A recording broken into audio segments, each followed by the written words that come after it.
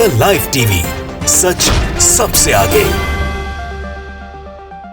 दोस्तों, इजराइल ने जिस तरह से फिलिस्तीनी नागरिकों को प्रताड़ित करने का काम किया है एक बार फिर रमजान के महीने में मस्जिद अक्सा के अंदर, उससे जो दुनिया के मुस्लिम बहुल देश है, मुस्लिम जगत जो है वो खासा गुस्सा है, खासा नाराज है और उसने तीखे तेवर अपने दिखाकर सख्त चेतावनी भी दे दी है इजराइल को कि हम सख्त कदम उठाने को अब मजबूर हो जाएंगे अगर इस तरह की कार्रवाई को नहीं रोका गया। बीबीसी न्यूज हिंदी ने इसको कवर भी किया और लिखा है, इजराइल पर बड़ा मुस्लिम जगत का गुस्सा, सख्त कदम उठाने की चेतावनी।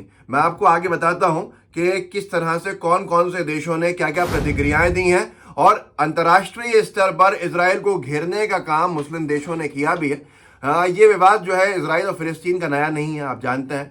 बार बार इजरायली सेना जो है मुस्लिम समाज के जो वहाँ पर फिलिस्तीन के नागरिक हैं, फिलिस्तीनी नागरिकों को प्रताड़ित करते हुए नजर आती है। सोशल मीडिया पर जम के वीडियोज भी वायरल होते हैं।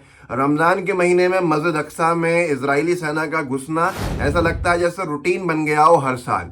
वहां पर लोगों को प्रताड़ित करना, गिरफ्तार करना, उन पर जुल्म ज्यादती करना, यही बार बार देखा जाता है। लेकिन इस बार मस्जिद अक्सा को लेकर मुस्लिम जगत ने जिस तरह से अपनी प्रतिक्रिया दी है वो अपने आप में इजराइल को और इजराइल के समर्थन वाले देशों के लिए हैरान कर देने वाला है। क्योंकि अब साफ तौर के ऊपर बीबीसी न्यूज ने, जो मैंने आपको पढ़ के सुनाएगा, फिर से पढ़ के सुनाता हूँ, इजराइल पर बड़ा मुस्लिम जगत का गुस्सा, सख्त कदम उठाने की चेतावनी। इस्लामिक देश नाराज हैं, उन्होंने चेतावनी दी है। और इजराइल के ऊपर इससे पहले आपने देखा भी था, साउथ लेबनान से हमला भी हुआ था, मिसाइलें दागी गई थी, जैसे इजराइल ने फिलिस्तीनियों पर दागी थी। तो ये अब विवाद बढ़ता चला जा रहा है। मुझे याद है पिछले रमज़ान में, उससे पहले वाले रमज़ान में भी हम आपके साथी थे, मेरा आपका साथ था और यूट्यूब के ऊपर हमने बहुत चर्चा भी करी थी बार बार और आखिरकार सीज फायर का ऐलान भी हुआ था। क्या लिखा है बीबीसी ने, इसको पढ़ लेते हैं। इस्लामिक देश नाराज, चेतावनी। बेहद संवेदनशील समय में इस पवित्र जगह से नए दौर की हिंसा भड़क उठने को लेकर पहले से आशंका जताई जा रही थी, क्योंकि पिछले कुछ महीनों से दोनों पक्षों में हिंसा और तनाव चरम पर है। मामला सिर्फ इतना है, अगर आप देखें कि वहाँ बेंजामिन नेतन्याहू की सरकार खतरे में है और वो जब खतरे में आती है वहाँ पर भी इस तरह से अनभक्तों को खुश करने का काम किया जाता है, जैसे आप देखते ही रहते हैं, जो और जगह भी किया जाता है। अल-अक्सा मस्जिद की देखरेख करने वाले जॉर्डन के पास है। एक ट्रीटी हुई थी 1994 में या 96 में, उसमें यह तय हुआ था कि जॉर्डन जो देश है वो मस्जिद अक्सा की देखरेख की जिम्मेदारी उठाएगा और उसके अंडर में देखरेख होगी। तो जॉर्डन ने सबसे पहले तीखी प्रतिक्रिया दी है कि जॉर्डन ने कहा है कि अगर इजराइल की ओर से इसी तरह हमला जारी रहता है तो उसे भारी कीमत चुकानी पड़ सकती है। और जॉर्डन वो देश है जो मैंने आपको बताया कि मस्जिद की अल-अक्सा की देखरेख इसी के पास रहती है। जबकि सऊदी अरब, यूएई, तुर्की, कतर, कुवैत समेत इस्लामिक देशों ने बयान जारी कर इजराइल पर मस्जिद की पवित्रता भंग करने के आरोप भी लगाए हैं।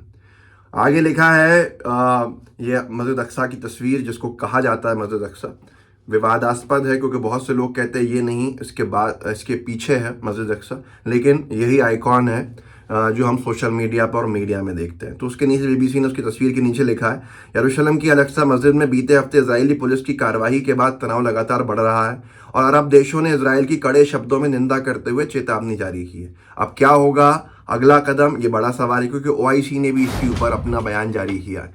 किस तरह से कार्रवाई होगी, क्या एक पूरा का पूरा अलायंस बनेगा, इजराइल को घेरा जाएगा, आने वाले समय में देखना बहुत दिलचस्प होगा। लेकिन इससे झटका तो इजराइल को पड़ा है, क्योंकि ये सब भी तेल वाले देश हैं। 5 अप्रैल को कुछ फिलिस्तीनी प्रदर्शनकारी अल-अक्सा मस्जिद में घुस गए थे और उन्हें निकालने के लिए इजरायली पुलिस ने मस्जिद के अंदर घुसकर कार्रवाई की थी। इस घटना के विरोध में वहां पहुंचे 350 फलस्तीनी श्रद्धालुओं को गिरफ्तार कर लिया गया था। मैंने आपको दिखाया भी था, कतार, एक पूरी की पूरी कतार थी जिसमें लाइन में जा रहे थे, हाथ बने हुए थे, मुंडी नीचे थी, क्योंकि इस्लामिक कट्टरपंथी संगठन हमास ने दावा किया था कि यहूदी कट्टरपंथी अल-अक्सा मस्जिद के विवादित अहाते में बकरे की कुर्बानी देने की तैयारी कर रहा है और लोगों को इसकी हिफाजत करनी चाहिए। अल-अक्सा से शुरू हुए तनाव के बाद इजराइल ने इस्लामिक कट्टरपंथी ठिकानों पर अपनी कार्रवाई तेज कर दी। इस्लामिक कट्टरपंथी ठिकानों की आड़ में जम के इजराइल जो फलस्तीन के आम नागरिकों की रिहाइश है उन पर बमबारी करता है और ये सबसे बड़ा ह्यूमन राइट्स वायलेशन कह सकते हैं। लेकिन सब खामोश रहते हैं क्योंकि इजराइल के साथ यूएस का समर्थन है, बहुत बड़ी लॉबी है, फाइनेंस का सबसे बड़ा काम उनके पास है, तो मानवता को एक तरफ रख के इजराइल के समर्थन में खड़े हो जाते हैं। लेकिन हमारा भारत का रुख हमेशा से साफ रहा है। हमने फ़लस्तीन को रिकग्नाइज भी किया है, हमने फ़लस्तीन के समर्थन के अंदर अपने वोट भी डाले हैं यूनाइटेड नेशन में।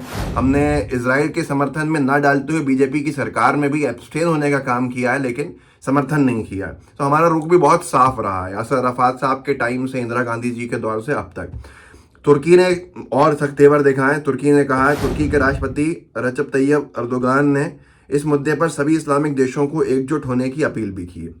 इस्लामिक देशों के संगठन OIC ने इस मसले पर एक मीटिंग कर बयान जारी किया है। बयान का लहजा जितना सख्त है, उससे इस क्षेत्र में तनाव का अंदाजा लगाया जा सकता। बयान में OIC ने इजराइल को हमलावर, कब्जा करने वाला, आक्रमणकारी पक्ष करार देते हुए 5 अप्रैल की कार्रवाई को बर्बर करार दिया गया है।